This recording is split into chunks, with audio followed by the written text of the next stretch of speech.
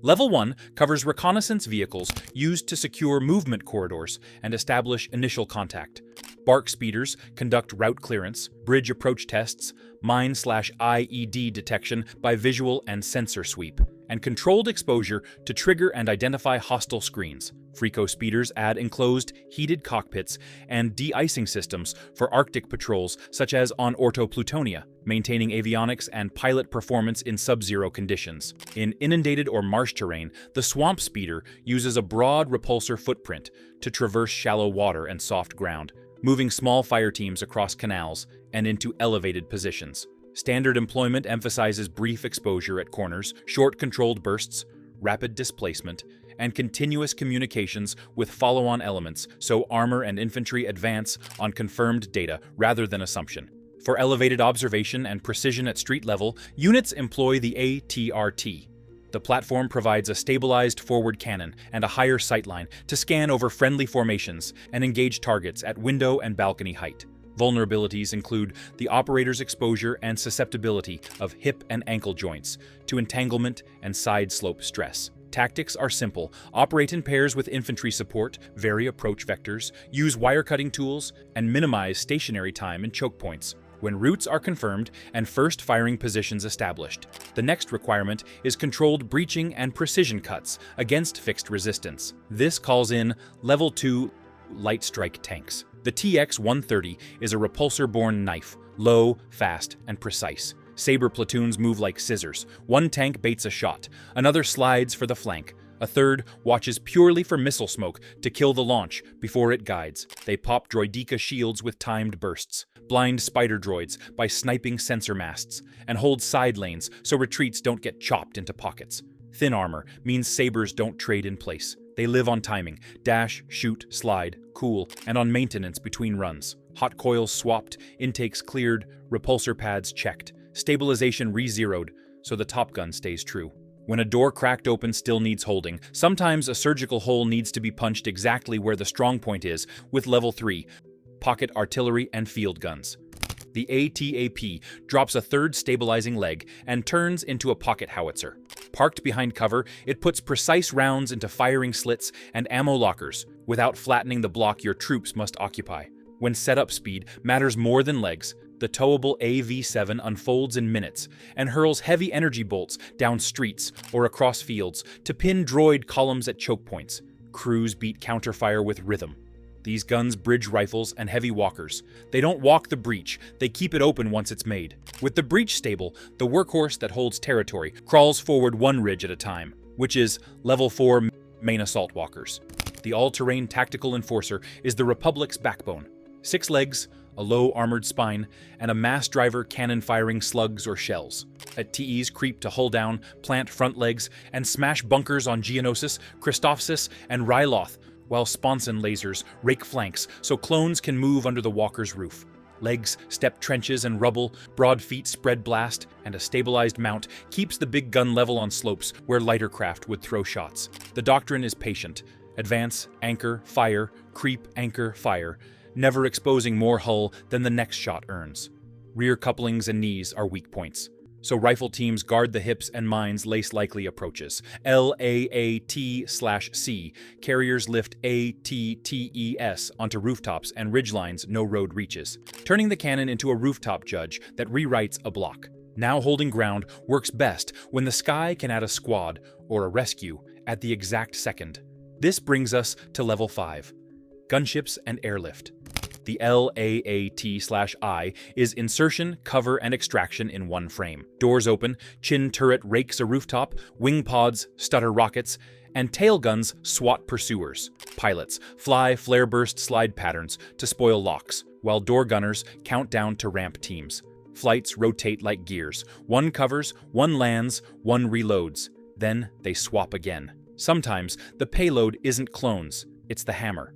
The LAAT/C trades doors for a massive belly clamp, hoisting ATTES and ATAPS onto roofs and ridges in seconds. Together, LAAT/I and LAAT/C turn flat fights into 3D puzzles the enemy can't solve quickly enough. With air corridors established and lift operations complete, The next asset is a mobile breakthrough platform, armored, self-contained, and able to deliver troops and firepower while remaining in motion at level 6, heavy breakthrough transport. The Juggernaut is a 12-wheeled strongpoint on the move. It shoves barricades aside, soaks punishment with layered shields and mass, and drops a platoon the instant doors open. On Kashyyyk, it muscled through forests where repulsors struggled. In sieges, it rammed rubble, then parked as a mobile command post that anchored a block. Drivers angle the nose to threats, rotate shield coverage to spread heat, and keep speed through kill zones so mines and rockets have less time to bite. Side slopes and belly blasts are real hazards, so sappers probe culverts, TX-130S and ATAPS guard flanks, and LAAT/I patrol overhead for top attack teams. In breakouts, Juggernauts lead because they bring momentum and troops at once. But even a moving fortress can only fight what it sees. To silence what hides behind hills and domes, the barrel gets huge, and the legs get long with level 7 super heavy artillery. The SPHAT is a walking power plant with a ship-grade gun. Turbolaser variants burn windows in fortress shields, vaporize hardpoints, and swat landing craft before they unload. Older models throw kinetic shells on ballistic arcs. Crews live by numbers, charge curves, coolant flow, dwell limits, while deployment is its own plan. Find bedrock, spread legs, lay coolant lines, pre-plot lanes, so the beam never crosses friendly markers. Protection layers 8 TEs at the ankles, engineers with pickets and smoke to confuse missile teams, and LAAT/I flights to SWAT launchers the instant they light. Artillery is timing plus energy. SPHAs bring both in industrial quantities. Ground guns can open a route, but only air and near-space control keeps it usable. That protection falls to the Republic's air and space superiority at level 8, the ARC-170 Starfighter. The ARC-170 is the Republic's heavy starfighter, built to do two jobs at once: fight like a hunter and hit like a small bomber. A normal crew is pilot, co-pilot/gunner, and tail gunner, plus an astromech for navigation, repairs, and quick shield fixes. Its S-foils open in combat to spread the nose cannons for tighter, stronger groups of laser fire, then close for cruising to save power and reduce drag. Up front, the ARC carries heavy lasers that bite harder than a light interceptor's, and under the belly, it mounts proton torpedoes for bunkers, shield generators, and warship weak spots. The rear turret covers the 6 o'clock, so a droid fighter sneaking in behind still has to dodge return fire. Unlike many small craft, the ARC-170 has shields and a hyperdrive, so it can patrol far from a carrier, escort convoys between systems, and stay on station long after lighter ships must head home. In a battle, ARCS fly mutual support patterns, lead pair up front, a high cover wing, and a tail guard, so no one gets isolated. The co-pilot staggers shots and calls shield windows. The pilot times torpedoes into the opening. The tail gunner clears the exit. The astromech rotates shields, so one face doesn't cook. In space, ARCs escort LAAT waves through pickets and punch at long range, where vulture droids fade. In atmosphere, they run close air support for ATTE pushes and crack flak pits with paired torpedoes. They aren't as nimble as V-wings or Separatist tri-fighters, so they win with teamwork, turret coverage, and energy management instead of pure roll rate. That trade pays off when a task force is spread thin. A small ARC flight can hold a corridor, guard a juggernaut column, or snipe a frigate's sensor mast until reinforcements arrive. Even with air dominance, a campaign only moves as fast as its lifeline from orbit, so troops and resources need transport to support the landings with level 9 tactical shuttles and landing craft. Shuttles are the bloodstream of a campaign. The new class moves squads, commanders, and priority gear, touchdown, unload, lift before artillery walks onto the pad. The LAAT/LE gives leaders a fast car in the sky for short hops with enough bite to swat harassing speeders. Heavier landing craft haul ammo pallets, fuel pods, and field hospitals through flat corridors with escorts firing every second of descent. The shuttle net runs on clocks and checklists, slots, vectors, refuel, reload, reseal, go. A healthy net makes vehicles seem omnipresent. A TX-130 lost at noon replaced by dusk. A spare ATAP barrel delivered mid-fight. A med team where a juggernaut just took a hit. Over it all sits the hull that lights the fuse and keeps it burning from first drop to last extraction at level 10. Assault ships.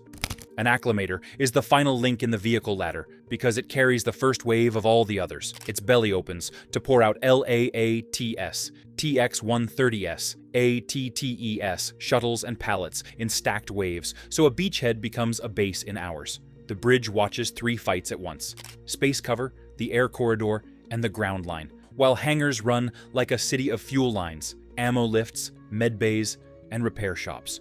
Cadence decides battles. Tight cycles align LAAT/I windows with ATAP volleys and ATTE creeps. Slow cycles strand brave squads in empty streets.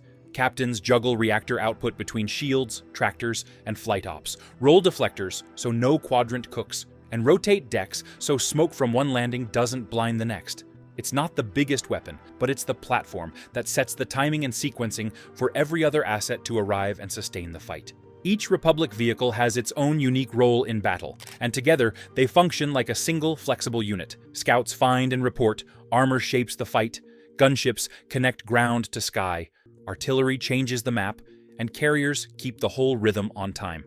The strength of the Republic isn't just any one platform. It's how these machines coordinate, hand off tasks, and sustain pressure from first contact to extraction. If that perspective helps you read Clone Wars battles more clearly, subscribe and drop the next vehicle or mission you want dissected. As always, thanks for watching.